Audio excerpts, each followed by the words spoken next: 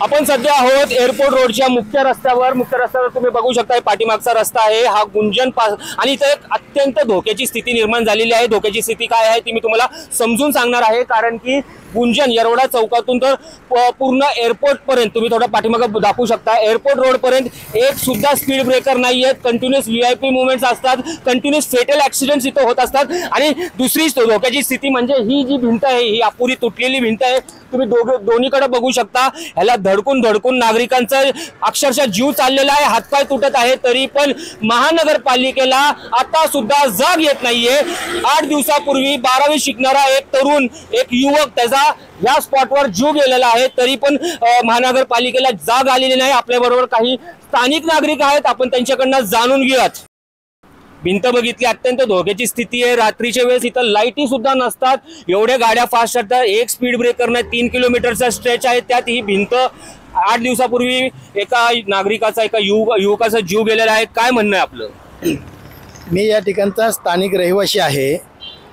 या रस्त्यावरून मी दिवसातून 4 ते 5 वेळा येतो, रात्री येतो, सकाळी येतो, दुपारी येतो, जातो। म्हणजे माझं ऑफिस इथून विमाननगरला आहे। हा व्हीआयपी रस्ता आहे, म्हणजे हा आपल्या एअरपोर्टचा रस्ता आहे, पुण्याचा आपलं नाक आहे। परंतु झालेलं काय आहे की या ठिकाणी या 2 भिंती ज्या आहेत या तुटलेल्या आहेत, जीर्ण झालेल्या आहेत, आणि समोर तुम्ही बघू शकता तिथं लोगो लागलेला आहे, तो लोगो पडून रस्त्यावर आलेला आहे।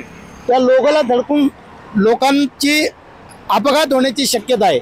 ही भिंत जवळजवळ 15 दिवसापूर्वी एक पुणे महानगरपालिकेची बस त्या ठिकाणी धडकली, सॉरी ती पुढे धडकली, एक कार इथे धडकली होती।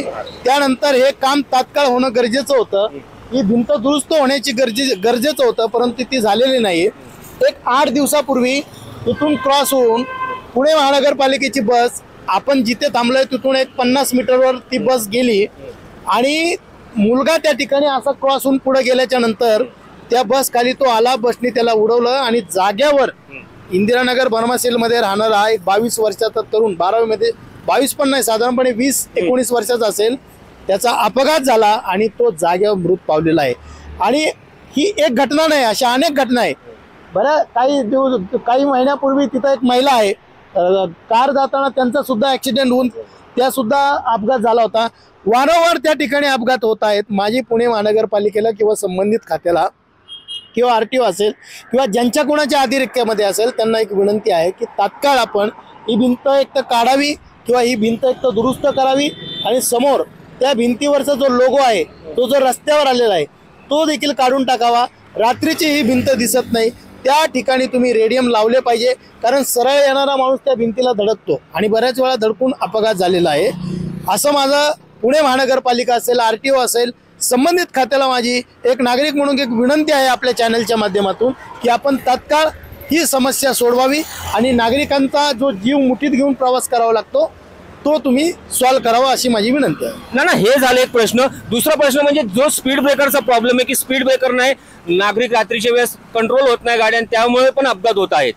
महानगरपालिकेच्या अधिकाऱ्यांचं असं म्हणणं आहे की व्हीआयपी रूट असल्यामुळे, मंत्र्यांच्या गाड्या व्हीआयपी मुवमेंट असल्यामुळे इथं आम्हाला स्पीड ब्रेकर बसवता येत नाही।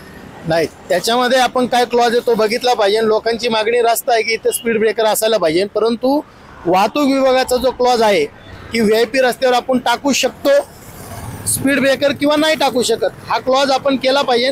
परंतु त्या क्लॉजसाठी आपण लोकांचा जीव धोक्यात घालू शकत नाही, त्यावर तोडगा सामंजस्याने काढणं गरजेचं आहे। तर नक्कीच हे होते स्थानिक नागरिक, त्यांनी आपल्या माध्यमातून आवाहन केलेलं आहे पुणे महानगरपालिकेच्या अधिकाऱ्यांना, त्यांनी आवाहन केलेलं आहे। त्यांचं असं म्हणणं आहे की जी ही भिंत आहे, जी ही जीर्ण अवस्थेत झालेली आहे, तुटायला झालेली आहे, याला लवकरात लवकर ही भिंत काढून टाका। ह्याच्यावरचे जे लोगो रस्त्यावर पडत आहे ज्याच्यामुळे अपघात होत आहे, फेटल ऍक्सिडेंट्स होत आहे, ते सुद्धा काढून टाकावे, व जे क्लॉज आहेत जे क्लॉज आहेत स्पीड ब्रेकर संबंधात ते सुद्धा ते क्लॉज बघून इथं स्पीड ब्रेकर सुद्धा बसून घेणे। आता नक्की बघायचा हे राहणार आहे की हे काम कधी पूर्ण होतं, महानगरपालिकेला कधी जाग येते। न्यूज डॉट साठी मी जोएब शेख, पुणे।